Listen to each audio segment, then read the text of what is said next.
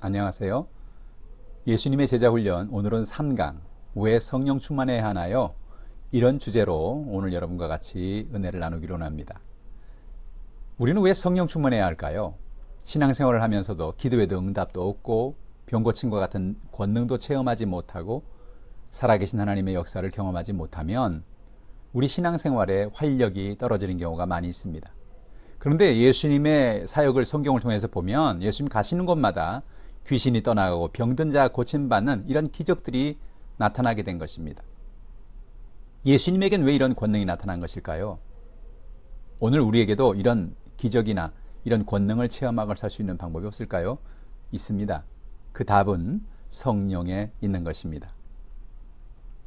예수님이 권능 있는 사역을 할 수 있었던 이유는 첫째로 예수님이 침례를 받을 때 성령이 임하신 것을 볼 수가 있습니다. 예수님이 성령의 임재 이전에는 어떤 특별한 이적이나 기적을 행하신 적이 없습니다. 그런데 예수님께서 침례를 받으러 나가셔서 침례를 받고 난 다음에 하늘에서 성령이 비둘기같이 예수님에게 임하고 난 다음에 예수님이 놀라운 권능 있는 사역을 한 걸 볼 수 있어요. 마태복음 3장 16절로 17절에 보면 예수께서 침례를 받으시고 곧 물에서 올라오실새 하늘이 열리고 하나님의 성령이 비둘기같이 내려 자기 위에 임하심을 보시더니 하늘로부터 소리가 있어 말씀하시되 이는 내 사랑하는 아들이요 내 기뻐하는 자라 하시니라 라고 말씀하고 있는 것입니다. 둘째로 하나님이 예수님에게 성령과 능력을 부어주셨기 때문입니다. 사도행전 10장 38절에 보면 하나님 나사렛 예수에게 성령과 능력을 기름 부듯 하셨음에 그가 두루다니시며 선한 일을 행하시고 마귀에 눌린 모든 사람을 고치셨으니 이는 하나님이 함께 하셨음이라고 말씀하고 있습니다. 예수님은 가시는 곳마다 귀신을 쫓아내셨죠. 병든 자를 고쳐주셨죠. 많은 사람을 불쌍히 여기시고 그들에게 선한 일을 행하신 것입니다. 그런데 그 일을 할 수 있는 가능이 뭐냐? 성령과 능력을 예수님에게 기름 부듯 하셨다는 말씀을 우리가 주목해야 하는 것이죠. 성령이 예수님과 함께 하실 때 예수님 이런 능력을 나타내신 것입니다. 예수님의 제자들도 성경에 보면 예수님이 부활승천하시고 난 다음에 그들은 놀라운 기적을 행하게 됩니다. 왜 그렇습니까? 예수님이 약속하셨던 성령의 침례를 그들이 받았기 때문입니다. 사도행전 1장 4절로 5절에 예수님은 승천하시기 전에 이런 말씀을 하시죠. 사도와 함께 모이사 그들에게 분부하여 이르시되 예루살렘을 떠나지 말고 내게서 들은 바 아버지께서 약속하신 것을 기다려라. 요한은 물로 침례를 베풀었으나 너희는 몇 날이 못되어 성령으로 침례를 받으리라 라고 말씀했습니다.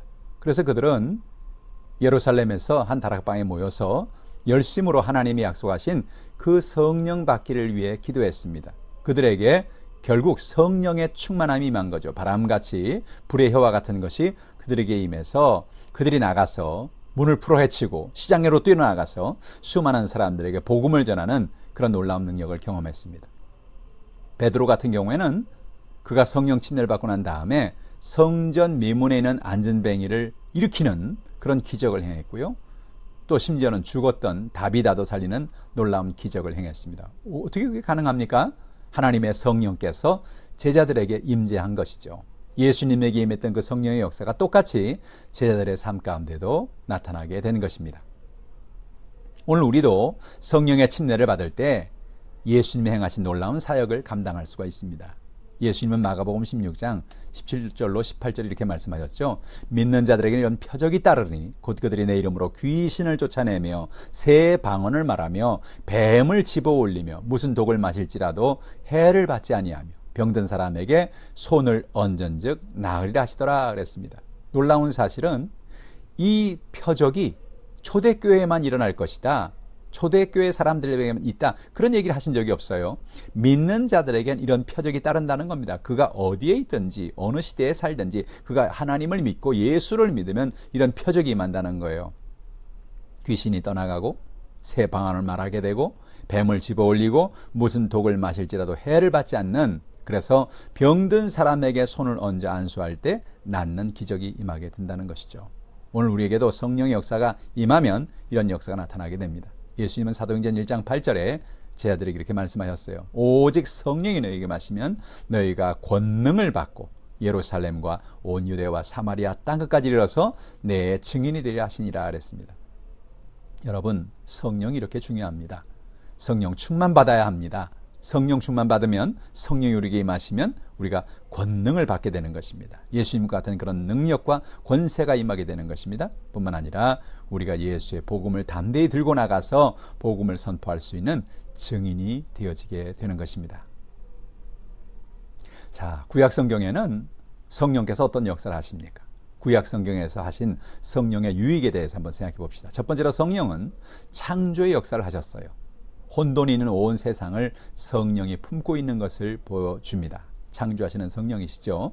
창세기 1장 2절에 보니까 땅이 혼돈하고 공허하며 흑암이 깊음 위에 있고 하나님의 영은 수면 위에 운행하시니라 라고 말씀하는 것입니다. 하나님이 온 천지와 만물을 창조하실 때, 하나님이 태초에 천지를 창조할 때 땅이 혼돈했습니다. 공허했습니다. 흑암이 깊음 위에 있었습니다. 그런데 하나님의 영 성령은 수면 위에 운행하시더라. 마치 어미 닭이 자식들을, 새끼 닭들을, 또 병아리를 또는 알을 품고 있듯이 하나님의 영이 마치 수면 위에 그렇게 운행하고 계시는 하나님의 성령께서 하나님의 창조와 함께 하시는 것을 볼 수 있죠. 또 성령은 생명을 주십니다. 창세기 2장 7절에 여호와 하나님이 땅의 흙으로 사람을 지으시고 생기를 그 코에 불어넣으시니 사람이 생명이 되었다 그랬어요. 아담과 하와를 하나님이 창조하셨는데 먼저 아담을 지으셨죠. 그리고 아담의 코에 흙으로 된 그에게 하나님이 생기를 불어넣었습니다. 그런데 그 생기는 뭐냐? 루아흐라는 말, 이 생기는 바로 영을 말하는데 바로 성령을 말하는 것이죠. 그래서 하나님의 성령이 사람에게 들어가니, 생기가 들어가니 사람이 살아 움직이는, 그래서 여러분 성령은요 생명을 주시는 영이신 것입니다. 세 번째로 성령은 권능을 주셔요. 성경에 보면은 구약 성경에 수많은 기적들이 나타납니다. 그 모든 권능의 중심은 성령에 있습니다. 열왕기하 2장 9절에 건너매 엘리야가 엘리사에게 이르되 나를 내게서 데려감을 당하기 전에 내가 내게 어떻게 할지를 구하라. 엘리사가 이르되 당신의 성령이 하시는 역사가 갑절이나 내게 있게 하소서 하는지라라고 말합니다. 엘리야는 정말 놀라운 기적을 행했죠. 하늘에서 불이 내리기도 하고요. 3년 6개월 동안 비가 오지 않는 땅에 비가 오게 하기도 하고요. 이런 놀라운 기적을 행하신 것은 바로 하나님의 성령께서 엘리야에게 있었다는 거예요. 엘리사가 그걸 알았죠. 그래서 당신에게 역사한 성령의 역사가 내게 갑절에 있기를 원합니다. 엘리야가 세상을 떠나기 직전에 바로 그렇게 고백하고 있는 걸 보죠. 여러분, 우리에게 성령의 충만함이 임할 때 우리는 엘리야와 같은 그런 권능을 행할 수가 있는 것입니다. 사사기 13장 24절로 25절에 삼손에 대한 얘기가 나오는데 그 여인이 아들을 낳음에 그의 이름을 삼손이라 하니라. 그 아이가 자라매 여호와께서 그에게 복을 주시더니 소라와 에스다올 사이 마하네단에서 여호와의 영이 그를 움직이기 시작하였더라 라고 말씀하고 있는 것입니다. 여호와의 영이 그를 움직이기 시작했다. 삼손에게 하나님의 영 성령이 그와 함께 하신 거예요. 얼마나 놀라운 괴력을 가졌습니까? 삼손이 가진 그 놀라운 힘의 근거가 어디 있는가를 알 수 있죠. 그것은 바로 권능을 주시는 성령의 능력이었습니다. 다윗 왕도 그가 왕으로 기름 부음 받고 난 다음에 그에게 하나님의 신이 그에게 임재했다라고 바로 성령에 대한 얘기를 하죠. 구약 성경에 나오는 많은 이런 권능을 체험한 사람들의 이야기는 바로 성령의 근거가 있는 것을 알 수 있습니다. 여러분, 오늘도 우리가 이 구약 성경에 역사했던 성령처럼 우리가 성령을 의지하고 성령을 바라보고 믿음으로 나가면 성령께서는 놀라운 일을 행하시는 것입니다.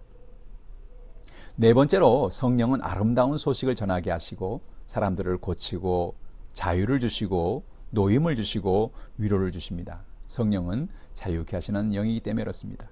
이사야서 61장 1절로 3절에 이사야는 이렇게 고백합니다. 주 여호와의 영이 내게 내리셨으니 이는 여호와께서 내게 기름을 부으사 가난한 자에게 아름다운 소식을 전하게 하려 하심이라 그랬습니다. 하나님의 성령은 우리에게 아름다운 소식을 전하게 해 주시는 것입니다. 나를 보내사 마음이 상한 자를 고치며 포로된 자에게 자유를, 갇힌 자에게 노임을 선포하며 여호와의 은혜의 해와 우리 하나님의 보복의 날을 선포하여 모든 슬픈 자를 위로하되 무릇 시온에서 슬퍼하는 자에게 화관을 주어 그 죄를 대신하며 기쁨으로 기름으로 그 슬픔을 대신하며 찬송의 옷으로 그 근심을 대신하시고 그들이 의의 나무 곧 여호와께서 심으신 그 영광을 나타낼 자라 일컬음을 받게 하려 하심이라라고 말씀하고 있는 거죠. 하나님의 영 성령이 임하실 때 아름다운 소식을 전하게 된다는 것입니다. 상한 자가 고침받는다는 것입니다. 포로된 자가 자유를 얻는다는 것입니다. 갇힌 자가 노임을 받게 되고 슬픈 자가 위로를 받고 기쁨으로 충만하게 된다는 거죠. 여러분, 이와 같이 구약 성경에 보면 하나님의 성령은 멀리 계시잖아요. 늘 하나님의 사람들과 함께 계십니다. 하나님의 사람 선지자들, 또 하나님의 기름 부음 받은 어떤 그런 왕들, 어떤 하나님의 특별한 어떤 제사장들, 이런 사람들과 같이 성령께서 역사하셔서, 또 사사와 같은 사람들에게 성령이 역사하셔서 사람들에게 참된 자유와 평안과 권능을 주시는 것을 볼 수가 있습니다. 자, 그렇다면 신약 성경에서는 성령이 어떻게 역사하셨을까요? 첫 번째로 성령은 예수님을 동정녀 마리아를 통해서 잉태하게 하셨습니다. 바로 이것은 무엇입니까? 성령은 불가능을 가능으로 바꾸는 영이라는 것입니다. 마태복음 1장 18절에 예수 그리스도의 나심은 이러하니라 그의 어머니 마리아가 요셉과 약혼하고 동거하기 전에 성령으로 잉태된 것이 나타났더니 라고 말하고 있습니다. 성령께서는 정말로 할 수 없는 일을 하게 하시는 거죠. 무에서 유를 창조하시는 거죠. 어떻게 동정녀가 아이를 낳을 수 있습니까? 어떻게 처녀가 아이를 낳을 수 있습니까? 그런데 성령이 임재하시니까 성령으로 어머니 동정녀 마리아의 몸을 통해서 예수님이 탄생하게 하는, 성령은 불가능을 가능으로 바꾸신다는 거죠. 오늘 여러분도 인생을 사시면서 이건 불가능해, 이건 어려워, 이건 안 될 거야, 그런 거 있습니까? 오늘도 하나님의 성령이 여러분과 함께 하시면 불가능을 가능으로 바꿔주십니다. 두 번째로 성령은 예수님을 이끌어 광야로 시험을 받으러 가게 하셨습니다. 하나님의 성령은 인도하시는 성령이십니다. 마태복음 4장 1절에 보니까 그때 예수께서 성령에 이끌리어 마귀에게 시험을 받으러 광야로 가사라고 말씀하고 있습니다. 예수님께서 성령의 이끌림을 받았습니다. 그런데 왜 성령의 이끌림을 받아 마귀에게 시험을 받으러 가신 걸까요? 첫 번째 아담이 바로 마귀에게 시험을 받아서 그 시험에서 졌죠. 그런데 두 번째 아담 대신 예수 그리스도는 성령의 이끌림을 받아 마귀에게 시험을 이기는 것을 우리는 보게 됩니다. 마귀가 가서 예수님에게 여러 가지로 시험을 하죠. 배고픈 예수님에게 돌을 떡으로 만들어 먹으라 그러기도 하고, 저 높은 곳에서 뛰어내리라고 하기도 하고, 그러나 그럴 때마다 예수님은 오직 말씀으로 성령의 인도하심 속에서 승리한 것을 볼 수가 있습니다. 여러분, 오늘도 우리가 인생을 살면서 우리에게 시험이 다가와요. 그런데 하나님의 성령이 우리가 함께 하시면 그 시험을 이길 수가 있는 것입니다. 왜 성령 충만해야 합니까? 우리의 삶 속에 이런 모든 시험을 이길 수 있는 힘을 성령이 주시기 때문에 그렇죠. 세 번째로 성령은요, 귀신을 쫓아내십니다. 권능을 주시기 때문에 그렇죠. 마태복음 12장 28절에 내가 하나님의 성령을 힘입어 귀신을 쫓아내는 것이면 하나님의 나라가 이미 너에게 임하였느니라 라고 예수님 말씀하셨습니다. 여러분, 놀라운 사실은 예수님에게 성령이 임재할 때 예수님은 귀신을 쫓아내는 놀라운 역사를 나타내셨다는 거죠. 예수님 혼자 하신 게 아니고 성령을 힘입어서 귀신을 쫓아내셨다는 것입니다. 여러분, 오늘도 성령 충만함을 받아서 여러분의 가정에, 여러분의 직장에, 여러분의 삶의 배후의 역사는 모든 더러운 귀신을 쫓아내고 승리하는 여러분 되기를 바랍니다. 네 번째로 성령에 충만할 때 우리에게 예언의 은사가 임합니다. 누가복음 1장 67절에 보니까 그 붙인 사가랴가 성령의 충만함을 받아 예언하여 이르되 라고 말합니다. 성령이 우리가 임하면 성령은 우리에게 여러 가지 은사를 주십니다. 그 은사 중에 하나가 바로 예언의 은사죠. 사가랴가 성령 충만함을 받을 때 예언의 은사를 받았습니다. 오늘 저 여러분도 성령 충만을 받아서 성령이 주시는 예언의 은사를 경험하시기를 바랍니다. 다섯 번째로 성령은 가르쳐 주시고 생각나게 하십니다. 성령 우리의 교사가 되시기 때문에 그렇죠. 요한복음 14장 26절에 보혜사 곧 아버지께서 내 이름으로 보내실 성령 그가 너에게 모든 것을 가르치고 내가 너에게 말한 모든 것을 생각나게 하시리라. 예수님 제자들에게 아버지께서 내 이름으로 보내실 성령이라고 말씀하셨어요. 하나님 아버지가 성령을 보내신다는 겁니다. 근데 예수님이 가시고 나면 예수님 그 자리에 성령이 대신 오셔서 모든 것을 가르쳐 주시겠다는 겁니다. 여러분, 우리가 그러니까 성령 충만을 받아야 될 이유가 여기 있죠. 성령이 우리에게 오셔서 우리에게 어떻게 살아야 할지, 어떤 신앙생활을 해야 될지 말씀을 읽을 때 깨달음을 주시고 가르침을 주시는 것입니다. 그리고 예수님이 가르쳐주신 모든 것이 생각나게 하시는 은혜를 성령께서 역사하신다는 거예요. 우리가 평소에 말씀을 읽고 말씀을 들었던 그 내용들이 우리가 어떤 문제를 만날 때, 연약함을 만날 때 성령께서 그것을 떠오르게 하시고 생각나게 하시는 것입니다. 여섯 번째로, 성령은 예수님에 대해서 증언하십니다. 성령은 전도의 영이기 때문에 그렇죠. 요한복음 15장 26절에 내가 아버지께로부터 너에게 보낼 보혜사, 곧 아버지께로부터 나오시는 진리의 성령이 오실 때에 그가 나를 증언하실 것이요라고 그랬습니다. 여러분, 성령의 역할에 대해서 우리가 잘 알 수 있는 것은 뭐냐? 성령은 바로 예수 그리스도를 증언하시는 영이신 것입니다. 그분은 진리의 영이시죠. 그래서 진리의 영인 성령은 우리를 진리 대신 예수님께로 우리를 인도하고 가르쳐 주시고 그리고 예수 그리스도를 증언하시는 영이다. 그래서 우리가 전도를 할 때도 바로 이 진리의 영이신, 전도의 영이신 성령이 함께 하실 때 우리가 담대하게 전도를 할 수 있고 영혼을 구원할 수가 있는 것이죠. 일곱 번째로, 성령은 우리를 진리 가운데로 인도하십니다. 요한복음 16장 13절에 진리의 성령이 오시면 그가 너희를 모든 진리 가운데로 인도하시니 그가 스스로 말하지 않고 오직 들은 것을 말하며 장래일을 너희에게 알리시리라. 진리가 바로 무엇입니까? 진리가 예수 그리스도가 진리죠. 내가 곧 길이요 진리요 생명이라 말씀하셨죠. 그 성령께서는 우리를 진리 대신 예수님 앞으로 인도하는 것입니다. 또 우리의 삶이 진리 가운데 거하는 삶을 살도록 성령께서 인도하시는 거예요.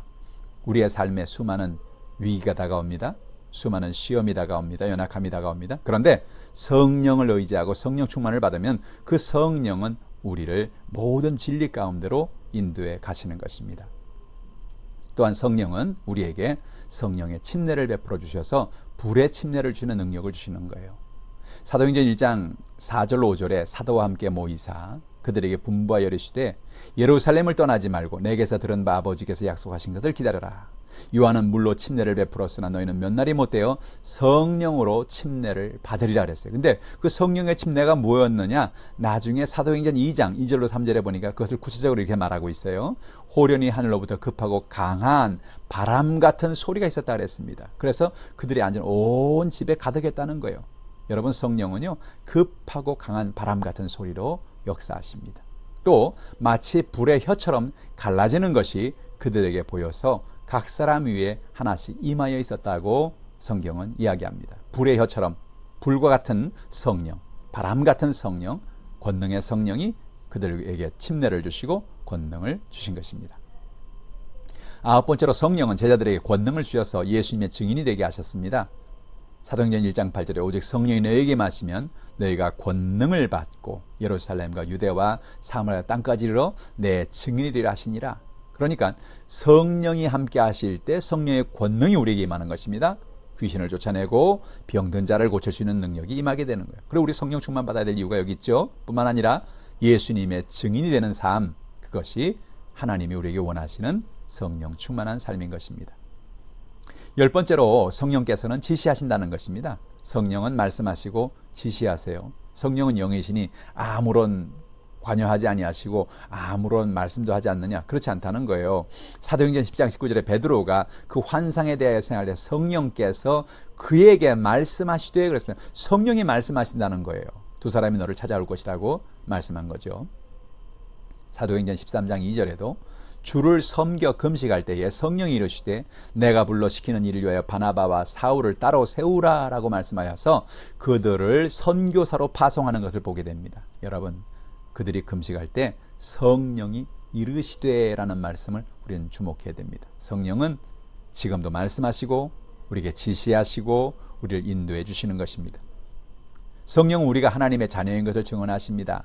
로마서 8장 16절에 보니까 성령이 친히 우리의 영과 더불어 우리가 하나님의 자녀인 것을 증언하시나니 그랬습니다. 여러분, 우리는 연약해요. 우리는 부족해요. 그런데 성령이 우리의 영과 함께 계실 때 우리가 비로소 하나님의 자녀인 것을 성령은 증언해 주신다는 거예요. 성령이 우리와 함께 계시면 우리 안에 그런 확신을 갖게 되는 것입니다. 아, 내가 하나님의 자녀이구나. 하나님의 성령께서 내 안에서 그런 은혜를 베풀어 주시는 거죠. 12번째로요. 성령은 우리 연약함을 도우시고 우리를 위해 친히 간구하십니다. 성령은 중보하시는 영이십니다. 로마서 8장 26절에 이와 같이 성령도 우리 연약함을 도우시나니 우리가 마땅히 기도할 바를 알지 못하나 오직 성령이 말할 수 없는 탄식으로 우리를 위하여 친히 간구하시느니라 그랬습니다. 여러분, 어떤 때는 우리는 어떻게 기도해야 될 바를 알지 못할 때가 있죠. 너무 답답한 문제를 만나고 너무 어려운 문제를 만나면 그냥 탄식밖에 나오지 않죠. 그런데 그 순간에도 성령은 말할 수 없는 탄식으로 우리를 위해 친히 간구하신다는 것입니다. 우리 안에 영으로 하나님의 성령께서 역사하시고 우리를 위해서 성령께서 하나님께 간구해 주시고, 여러분 얼마나 놀라운 일입니까? 그러니 우리가 성령 충만을 받아야 되지 않겠어요? 13번째로 성령은 은사를 주십니다. 성령의 은사는 무엇입니까? 성령의 은사는 교회를 섬기기 위해 주시는 하나님의 성령의 능력입니다. 고린도전서 12장 8절로 11절에 보면 어떤 사람에게는 성령으로 말미암아 지혜의 말씀을 주십니다. 하나님이 우리에게 지혜롭게 나갈 수 있는 길을 열어주시는 거죠. 어떤 사람에게는 성령으로 말미암아 지식의 말씀을 주십니다. 지식의 말씀을 통해서 하나님의 말씀을 깨닫고 알 수 있는 능력을 주시죠. 다른 사람에게는 같은 성령으로 믿음을 주십니다. 믿음의 놀라운 역사가 나타나죠. 어떤 사람은 한 성령으로 병 고치는 은사를 주십니다. 손만 얹고 기도하면 막 병이 고침을 받죠. 어떤 사람은 능력을 행합니다. 어떤 사람은 예언을 합니다. 어떤 사람은 영들을 분별합니다. 영들 분별함도 참 중요하죠. 이 영이 바른 영인지 아니면 하나님으로부터 온 영인지, 이 아주 영들 분별함의 은사도 중요한 것이죠. 다른 사람의 각종 방언 말함을 믿는 사람들에게 새로운 방언을 주겠다 그랬잖아요. 그러니까 하나님이 이 방언을 우리에게 주시는 것입니다. 어떤 사람에게는 방언들 통역함을 주신다고 말씀하고 있습니다. 방언을 통역할 때 그 통역한 방언은 하나님의 주시는 언어로서의 그 방언, 또 기도의 언어로서의 방언, 때로는 선교의 언어로서 방언, 때로는 예언으로서의 방언, 여러 가지 방언이 있을 수 있어요. 그 방언을 통역하게 하시는 것입니다. 이 모든 일은 같은 한 성령이 행하사 그의 뜻대로 각 사람에게 나누어 주는 것이라고 얘기하고 있습니다. 오늘 성령께서 우리에게 은사를 주셔서 나눠준다. 왜 주시느냐? 성령의 은사는 나를 위해 주시는 게 아니에요. 성령의 은사는 교회를 섬기고 이웃을 섬기고 하나님의 몸을 섬기라고 주시는 것입니다. 그러니 우리가 이런 은사가 있을 때 조심해야 될 게 뭐예요? 아, 나는 이런 지혜의 말씀의 은사가 있어. 나는 병 고침의 은사가 있어. 나는 이런 놀라운 방언 통역의 은사가 있어. 난 보통 사람이 아니야. 아니요. 그러라고 주시는 게 아니라는 거죠. 겸손하게 그 은사를 가지고 하나님의 교회를 섬기라고 주시는 것을 깨달아야 하는 것입니다. 14번째로 성령은 열매를 맺게 하십니다. 또 놀라운 유익이죠. 신앙의 성숙을 위해서 열매를 맺게 하십니다. 성령의 은사는 교회를 위해 주시고 다른 사람을 위해 주는 거라고 한다면, 섬김을 위해 주는 거라고 한다면, 성령의 열매는 나를 위해 주시는 것입니다. 무엇입니까? 나의 인격적인 성숙, 나의 성결, 나의 거룩을 위해서 하나님이 주시는 거예요. 갈라디아 5장 22절로 23절에 오직 성령의 열매는 그랬습니다. 사랑의 열매입니다. 우리 안에 나도 모르게 사람들을 품어주고 사랑해주는 그런 열매가 맺히죠. 희락의 열매, 기쁨입니다. 화평입니다. 가는 곳마다 평화의 사도가 되는 거죠. 오래 참음입니다.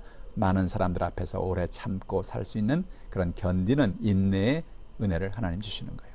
사람들을 자비롭게, 자비의 열매, 또 사람들에게 착하게 하는 양선의 열매, 내가 맡은 자리에서 최선을 다해 충성할 수 있는 충성의 열매, 사람들과의 관계에서 온유하게 대할 수 있는 온유의 열매, 또 신앙생활에도 브레이크가 필요하죠. 절제의 열매. 이와 같은 것을 금지할 법이 없다고 말씀했습니다. 여러분, 성령 충만 받아야 될 이유가 여기 있는 거죠. 오랜 신앙생활을 해도 그 신앙에 성숙이 없는 신앙을 가진 사람은 정말로 고통스럽습니다. 주변에 있는 사람들을 힘들게 만듭니다. 그러나 그 삶 속에 성령의 열매가 맺혀지는 신앙을 가진 사람 옆에는 향기가 있어요. 여러분, 저 여러분 모두가 성령 충만을 받아서 신앙의 성숙을 가지고 제자가 되고 열매 맺기를 주님의 이름으로 축원합니다. 자, 그럼 이제 결론적으로 어떻게 하면 우리가 성령 충만을 받을 수 있을까요? 우리는 예수를 영접하는 순간 이미 성령이 우리 안에 계심을 알아야 합니다. 예수를 믿는 순간 우리는 성령이 우리 안에 거하심으로 예수를 구주로 하나님을 아버지로 시인할 수 있게 됩니다. 우리가 바로 그 순간 거듭난다고 얘기하죠. 요한복음 3장 5절에 예수께 대답하시되 진실로 진실로 내게 이르노니 사람이 물과 성령으로 나지 아니하면 하나님의 나라에 들어갈 수 없느니라. 그래서 여러분, 성령으로 나는 것, 거듭나는 것이 중요한 것이죠. 로마서 8장 16절에 성령이 친히 우리의 영과 더불어 우리가 하나님의 자녀인 것을 증언하신다 그랬습니다. 성령이 우리 가운데 역사하십니다. 성령이 우리 가운데 계시죠. 그러니까 성령이 우리 안에 내주하시고 역사하심으로 우리는 예수를 구주로 고백할 수가 있는 것입니다. 성령이 우리 안에 계세요. 그런데 성령이 우리 안에 계시는데 또 무슨 성령 충만을 받아야 됩니까? 권능 있는 신앙생활을 위해서 우리는 성령의 침례를 받아야 된다는 거예요. 성령의 충만함이 필요하다는 거예요. 예수님께서 사도행전 1장 4절로 5절에 그랬잖아요. 사도와 함께 모이사 그들에게 분부하여 이르시되 예루살렘을 떠나지 말고 내게서 들은 바 아버지께서 약속하신 것을 기다려라. 요한은 물로 침례를 베풀었으나 너희는 몇 날이 못되어 성령으로 침례를 받으려 하셨느니라 그랬어요. 여러분, 중요한 것이 무엇입니까? 예수님은 성령으로 이미 임재가 있는 제자들, 그죠? 제자들이 이미 예수를 믿었죠. 하나님 믿었죠. 그들은 이미 그 안에 성령이 있는 사람들이죠. 그런데 그들에게 또 무슨 성령을 받으라고 말씀합니까? 요번에는 뭐예요? 성령으로 침례를 받아라. 성령 세례를 받아라 라고 말씀하신 거죠. 예수님이 이미 성령과 동행하고 있는 제자들에게 또다시 성령의 침례, 성령의 세례를 받으라고 말씀하고 있는 것입니다. 왜 그렇습니까? 성령의 세례는, 성령의 침례는 제자들에게 성령의 충만함을 주므로 그들이 권능 있는 신앙생활을 할 수 있는, 하나님의 증인이 되는 삶을 살 수 있는 능력을 주기 때문에 그렇습니다. 제자들은 예수님 부활 승천하고 난 다음에 두려워 떨어 숨어 있었습니다. 한 마가다라 학병에 모여서 그들이 열심히 기도하긴 했습니다만 그들은 여전히 두려움 가운데 있었습니다. 그런데 오순절에 성령의 권능이 그들에게 임재하자 그들은 성령의 충만함을 받고 나가서 복음을 전하고 영혼을 구원하고 병든 자를 고치고 귀신을 쫓아내는 놀라운 역사를 체험하게 된 것이죠. 오늘 여러분의 삶 속에도 성령 충만을 받아서 이런 은혜가 있기를 바랍니다. 회개하고 침례를 받고 죄사함을 받으면 성령의 선물을 받는다고 성경은 말합니다. 사도행전 2장 38절에 베드로가 이르되 너희가 회개하여 각각 예수 그리스도 이름으로 침례를 받고 죄사함을 받으라. 그리하면 성령의 선물을 받으리니 라고 말씀하고 있습니다. 우리가 회개할 때 하나님의 은혜로 침례를, 예수 이름으로 침례를 받을 때, 주님의 은혜 가운데 회개함으로 죄사함을 받을 때, 그러면 하나님 우리에게 성령의 선물을 주시겠다는 거예요. 성령의 침례를 주시겠다는 것입니다. 놀라운 사실은 무엇입니까? 성령은 선물입니다. 선물은 하나님이 우리에게 누구든지 원하는 자들에게 주기 원하시는 거죠. 오늘 여러분에게 이런 성령 충만함의 선물이 넘쳐나길 바랍니다. 또한 우리는 성령 받기를 간구해야 하는 것입니다. 성령은 간구하는 자에게 주는 선물이라고 성경은 이야기하죠. 누가복음 11장 13절에 너희가 악할지라도 좋은 것을 자식에게 줄 줄 알거든 하물며 너희 하늘 아버지께서 구하는 자에게 성령을 주지 않겠느냐 하시니라. 여러분, 우리가 여기 주목할 말은 바로 구하는 자라는 말입니다. 하나님은 오늘도 누구에게 성령을 주기를 원하시느냐? 구하는 자. 그래서 예수님이 제자들에게 승천하시기 전에 아버지가 보내시는 성령을 기다려라, 성령을 구해라 라고 이야기한 것입니다. 그들이 전심으로 성령을 구했죠. 열흘 만에 그 성령이 그들에게 놀라운 권능으로 임재하여서 성령의 침례를 주신 것입니다. 여러분, 오늘도 우리가 구하면 하나님은 성령을 주십니다. 제가 청년 시절에 기도원에 올라가서 간절히 부르짖어 기도할 때 그 성령의 침례를 받았던 그 기억을 지금도 합니다. 정말로 간절히 구했어요. 하나님은 내 가운데 내게 성령의 능력을 내게도 주십시오. 성령의 능력을 받고 성령의 권능을 체험했던 그런 기억이 있습니다. 여러분, 구하면 주시는 거예요. 사도행전 4장 31절에 제자들이 나가서 복음을 전하다가 위협을 받죠. 너희가 예수의 복음으로 전하면, 예수의 복음을 증가하면 너희도 똑같이 죽을 것이다 라고 말합니다. 그들이 빌기를 다하매 모인 곳이 진동하더니 무리가 다 성령에 충만하여 담대히 하나님의 말씀을 전하니라 라고 말합니다. 그들이 빌기를 다하며, 그들이 모여서 하나님의 은혜를 간구했어요. 하나님, 우리를 도와주세요. 우리에게 담대함을 주세요. 우리가 나가서 복음을 전할 때 저 바리새인들이, 저 제사장들이 우리에게 복음을 전하지 못하게 합니다. 십자가 달린 예수를 전하지 못하게 합니다. 우리에게 담대함을 주십시오. 그들이 빌기를 다하는데 모인 것이 진동했어요. 성령께서 오셔서 역사하신다는 사인이죠. 무리가 다 성령에 충만해서 담대하게 하나님 말씀을 전했습니다. 여러분, 오늘도 우리가 성령 충만을 받을 때 담대하게 주의 복음을 선포하게 될 수 있는 것입니다. 또한 언제 성령의 역사가 임하느냐? 신뢰할 수 있는 목회자에게 안수를 받을 때 여러분 성령을 받을 수 있습니다. 사도행전 8장 17절에 보니까 두 사도가 그들에게 안수함에 성령을 받는지라 라고 말씀하고 있습니다. 여러분, 오늘도 우리가 성령을 받은 사람이, 성령 충만을 받은 사람이 그 성령 충만 받은 은혜를 다른 사람에게 안수할 때 그것이 바로 전가되어지는 거예요. 여러분, 안수는 그래서 여러분 아주 중요한 것입니다. 안수는 아무에게나 받으면 안 됩니다. 누구에게 받아야 됩니까? 내가 신뢰할 수 있는 사람에게 받아야 돼요. 왜? 그 사람의 영이 어떤 사람인지 모르잖아요. 그래서 여러분 교회의 담임 목사님이나 여러분 교회의 전도사님이나 성령 충만한 또 이렇게 검증되어진 그런 사람들에게 성령 충만한 사람에게 안수받을 때 우리가 성령을 받는 것입니다. 사도행전 19장 6절에 보면 바울이 그들에게 안수함에 성령이 그들에게 임하심으로 방언도 하고 예언도 했다 그랬어요. 사도행전 19장 6절에 에베소 교인들에게 가서 바울이 말하죠. 너희가 믿을 때 성령을 받았느냐라고 묻습니다. 우린 성령이 있는 것도 알지 못했다 말합니다. 성령에 대해서 말씀을 전하고 그들에게 안수할 때 성령이 그들에게 임했다는 거죠. 그래서 여러분 우리가 기도원 성령대망이라든지 가면 그때 가서 이렇게 안수하는 이유가 바로 거기 있는 거예요. 안수할 때 하나님의 성령께서 역사하시고 하나님의 권능을 나타내기도 하시는 것입니다. 여섯 번째로 우리가 예배에 힘쓰고 말씀을 읽고 묵상할 때 말씀을 들을 때 성령이 임하십니다. 사도행전 10장 44절에 보면 베드로가 이 말을 할 때 성령이 말씀 듣는 모든 사람에게 내려오시니 그랬습니다. 여러분 우리가 예배를 드릴 때 목사님이 하시는 그 말씀을 여러분 잘 귀를 기울이십시오. 왜? 그 순간에 성령이 내려오십니다. 여러분 우리가 말씀을 사모하고 말씀을 읽고 묵상하고 말씀을 여러분 마음속에 새기시길 바랍니다. 그 순간에 말씀 속에서 성령이 역사하시는 거예요. 그래서 여러분 예배를 드릴 때마다 늘 성령을 사모하는 마음을 가지고 예배하시기를 주님의 이름으로 축원합니다. 자 여러분 오늘 우리도 성령 충만을 받아야 됩니다. 왜 성령 충만 받아야 됩니까? 우리도 성령 충만 받아서 예수님처럼 귀신을 쫓아내고 병든 자를 고치기 위해서는 성령 충만을 받아야 됩니다. 왜 성령 충만 받아야 됩니까? 성령 충만 받아서 초대교회 제자들처럼 담대하게 복음을 전파해야 하는 것입니다. 어떤 분은 예수를 믿으면서도 복음을 전하려고만 하면 마음에 두려움이 있어서 혹시 내가 전도하다가 사람들이 나한테 욕하지는 않을까? 내가 핍박당하지 않을까? 그런 마음에 있어서 복음을 전하지 못하는 경우가 있어요. 놀라운 사실은 하나님 내게 성령의 충만함을 주십시오. 그래서 내가 담대하게 주의 복음을 전하기 원합니다. 성령 충만 받으면 여러분 담대하게 복음을 전할 수가 있습니다. 성령 충만해서 성령의 은사를 통해서 이웃을 섬기고 또 성령의 열매를 통해서 자신 안에 성숙의 열매를 맺어가며 거룩의 열매를 맺어갈 수 있는 삶을 살 수 있기 때문에 우리는 반드시 성령의 충만함을 받아야 하는 것입니다. 오직 성령으로 됩니다. 스가랴 4장 6절에 이런 말씀이 있어요. 그가 내게 대답하이르되 여호와께서 스룹바벨에게 하신 말씀이 이러하니라. 만군의 여호와께서 말씀하시되 이는 힘으로 되지 아니하며 능력으로 되지 아니하며 오직 나의 영으로 되느니라 그랬어요. 뭐예요? 성령으로 되는 거예요. 여러분, 여러분의 인생의 인도자가 성령이신 것입니다. 여러분의 신앙의 인도자가 성령이신 것입니다. 여러분 삶의 문제 해결자가 바로 성령이신 것입니다.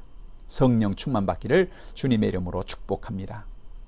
우린 매일 말씀을 읽고 묵상하며 우리의 죄를 회개하고 성령 충만을 받도록 간절히 기도해야 하는 것입니다. 구할 때 하나님은 오늘도 간구하는 모든 사람에게 성령의 충만함을 주시고 성령의 침례를 베풀어 주시고 성령의 권능을 베풀어 주시는 것입니다.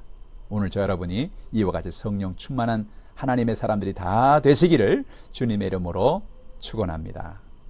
할렐루야.